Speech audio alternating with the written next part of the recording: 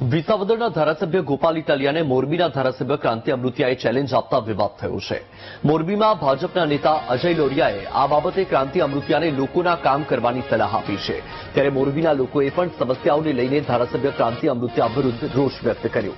લોકોનું કહેવું છે કે જ્યાં પૈસાદાર લોકો રહે છે ત્યાં સારા રોડ છે, પરંતુ મધ્યમ વર્ગ અને ગરીબ વર્ગના લોકો રહે છે ત્યાં રોડની સ્થિતિ ખરાબ છે।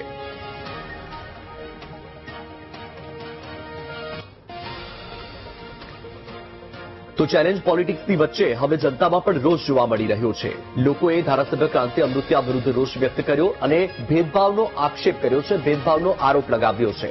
લોકોનું કહેવું છે કે જ્યાં પૈસાદાર લોકો છે ત્યાં સારા રોડ છે, એટલે કે પૈસાદાર લોકોને સુવિધા પૂરી પાડવામાં આવે છે, પરંતુ જે મધ્યમ વર્ગ અને ગરીબ વર્ગના લોકો રહે છે ત્યાં રોડની સ્થિતિ ખરાબ છે।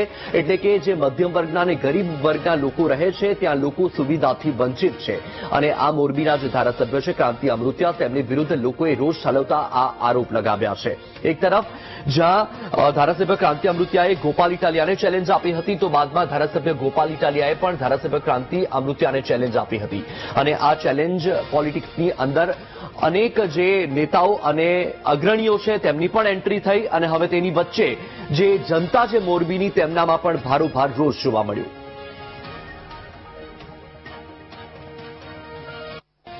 ભાજપના છે તો હું જ છું અજય લોરિયા, હું ક્યાં ના પાડું છું। અને મેં તો પ્રજાનો અવાજ ઉઠાવ્યો છે, મારો નથી।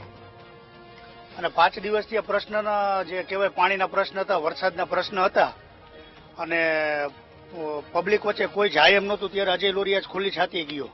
આજ માતાઓ બેન દીકરીઓ રસ્તા ઉપર ઉતરી ચડ્યા હતા ત્યારે ગયો અને કદાચ મેં જવાબદારી લીધી કે તમને 2 દિવસમાં કામ રસ્તાનું પૂરું થઈ જશે। એને તો મને 60 દિવસ આપ્યા હતા બેન દીકરીઓને, માતા ભાઈઓને બધાએ, તો મેં 2 દિવસમાં કામ પૂરું કરી લીધું। શ્રીકુંડનું, અવધનું, માથેરીનું, ભલે નગરપાલિકાનો સપોર્ટ છે, મહાનગરપાલિકાનો, પણ માથે રહેવું, રોલ દેવો, 100 ખર્ચે આ તે, તો પછી 5 દિવસ પછી આવીને વિડીયો ઉતારીને એમ કે આવી દાતારીની કોઈ જરૂર નથી, તો દાતારીની જરૂર નથી, મારે કેવા રૂપિયા વધારાના, તો તમે પ્રજા વચ્ચે રહ્યો ને। અમે તો અહીંયા નાનપણથી જોતા આવીએ છીએ, લાતી પ્લોટમાં નથી સિમેન્ટ રોડ કે નથી ડામરનો રોડ કોઈથી જોયો। અત્યારે જે સોસાયટીને અહીંયાનો જે પ્રોબ્લેમ છે એ પ્રોબ્લેમ આજની પોઝિશનમાં 5 દિવસથી આ વરસાદ નથી એના હિસાબે સારી પોઝિશન છે, થોડી ઘણી ચાલી શકાય એવી। નહીતર તો અહીંયા ક્રેન આવે તો ક્રેન ઘૂસી જાય, જેસીબી આવે તો જેસીબીને ઘૂસવામાં આવે। 10-15 દિવસથી મેં પહેલા મોરબી અપડેટમાં એમાં વિડીયો આવ્યા હતા, તમે જોઈ શકો છો કે જે પણ વાહન આવે એ બધા અંદર ઘૂસી જતા હતા। આ વાહન બધાય મતલબ અંદર અટકાઈ જાય છે। આની અંદર 100 ખર્ચે અત્યારે બધા રિપેર કરાવે છે કે ભાઈ પોતાના વાહનો અંદર આવે, માલની હેરફેર થાય અને ધંધો ચાલુ રહે, નહીતર ધંધો જ બંધ થઈ જાય એવી પોઝિશન હતી। અત્યારે જે સોસાયટી છે, મોટી સોસાયટી, એમાં પૈસાવાળા બધા લોકો રહે છે, એ લોકોના રોડ થઈ ગયા છે, લાથી પ્લોટનો એક પણ રોડ થયો નથી। અને રોડ થયા છે તો એ કઈ એક લેવલ કે કોઈ પણ જાતને એન્જિનિયરિંગ કહી ન શકાય કે આનું લેવલ છે કે પાણીનો નિકાલ છે, એ રીતે રોડ થયા નથી।